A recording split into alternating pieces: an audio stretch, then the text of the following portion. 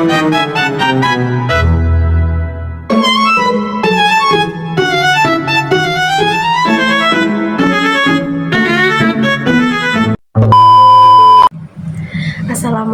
warahmatullahi wabarakatuh.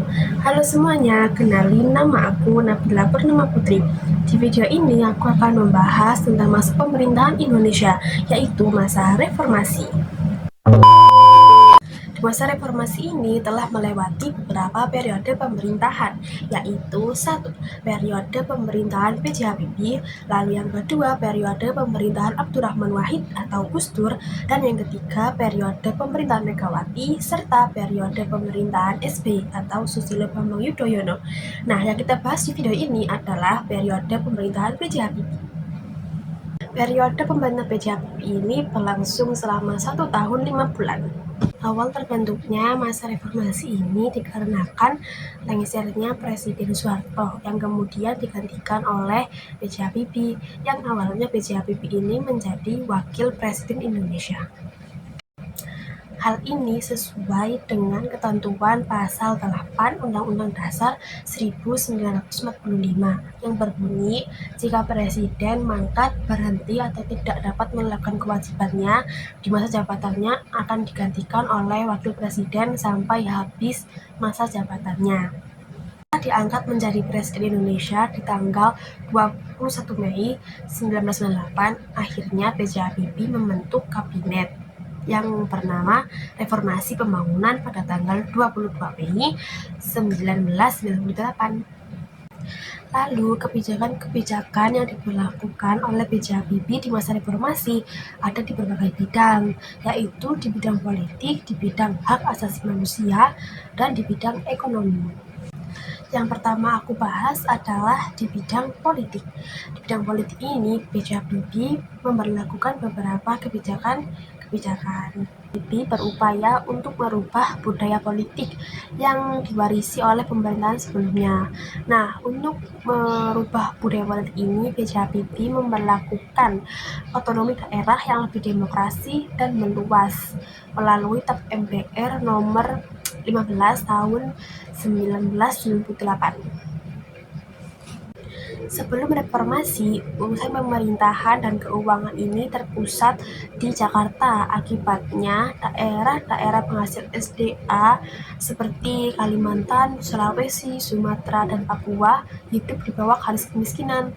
Mengapa demikian? Karena disebabkan oleh beberapa faktor, yaitu faktor-faktornya adalah ini. Kemudian pada masa reformasi, B.J. Habibie menerbitkan Undang-Undang Dasar Nomor 22 Tahun 1999 tentang otonomi daerah sebagai cara mengatasi kesenjangan di pusat dan daerah. Lalu kebijakan selanjutnya adalah B.J. Habibie menciptakan kebebasan politik. B.J. Habibie menerapkan sistem multipartai dalam pemilu, sehingga pemilu pada tahun 1999 diikuti oleh 48 partai. Dan kebijakan politik selanjutnya adalah B.J. Habibie menciptakan kebebasan pers.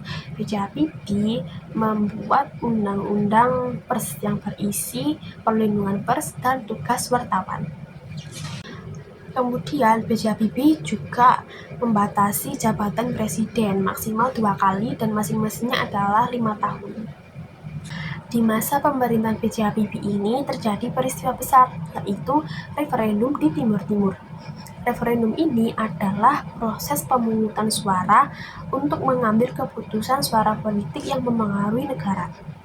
Pelaksanaan referendum ini terjadi pada tanggal 30 Agustus 1969 dengan alasan masyarakat Timur Timur ingin memisahkan diri dari Indonesia sejak masa Orde Baru.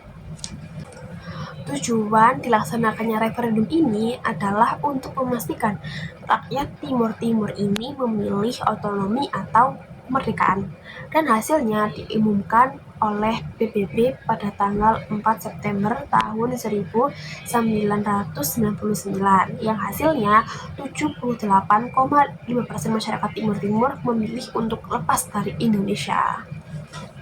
yang akhirnya masyarakat Timur Timur resmi berpisah dari Indonesia pada tanggal 19 Oktober tahun 1969 yang merugikan popularitas dan aliansi politik B.J. Habibie. Nah, sekarang aku akan membahas tentang kebijakan-kebijakan B.J. Habibie di bidang HAM atau Hak Asasi Manusia. Di bidang HAM atau Hak Asasi Manusia, B.J. Habibie membebaskan narapidana dan tahanan politik di masa Orde Baru melalui pemberian amnesti dan abolisi. Amnesti adalah pengampunan atau penghapusan hukuman yang diberikan Presiden kepada narapidana.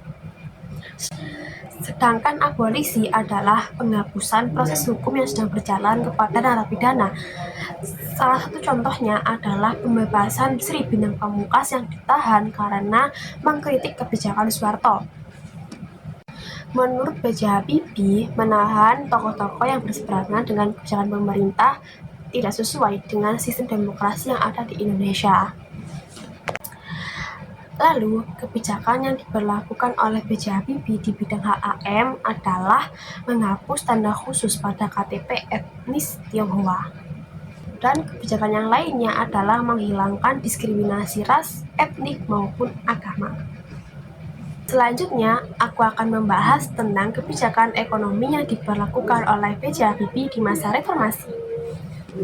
Kebijakan yang diberlakukan oleh B.J. Habibie di bidang ekonomi diantaranya adalah B.J. Habibie berhasil mengatasi krisis moneter dengan menurunkan nilai tukar rupiah terhadap dolar yang awalnya dari Rp16.000 per 1 dolar menjadi Rp6.700 per 1 dolar.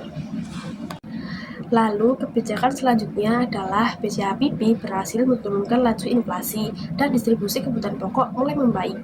Itu dia kebijakan-kebijakan yang diberlakukan oleh B.J. Habibie di bidang ekonomi pada masa reformasi. Nah, selanjutnya aku akan membahas tentang berakhirnya masa pemerintahan B.J. Habibie di masa Orde Baru. Pada 14 Oktober 1999, MPR mengadakan sidang umum. Sidang umum ini berisi B.J. Habibie menyampaikan pidato pertanggungjawabannya sebagai Presiden RI. Tetapi, sebagian anggota MPR menganggap bahwa B.J. Habibie tidak mampu menjalankan tugasnya sebagai Presiden. Lalu, pada tanggal 20 Oktober, pidato B.J. Habibie ini ditolak. Kemudian, MPR mengadakan rapat paripurna dengan agenda pemilihan presiden.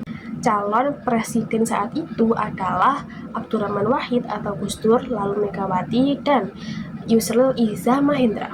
Lalu, Yusril Iza Mahendra ini mengundurkan diri, dan yang menjadi pemenang atau yang menjadi presiden yang menggantikan B.J. Habibie adalah Abdurrahman Wahid atau Gus Dur.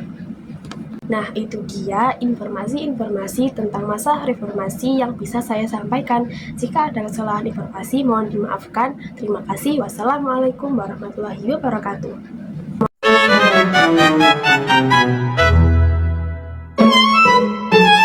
Thank you, everyone! Thank you, Elmar! Boom!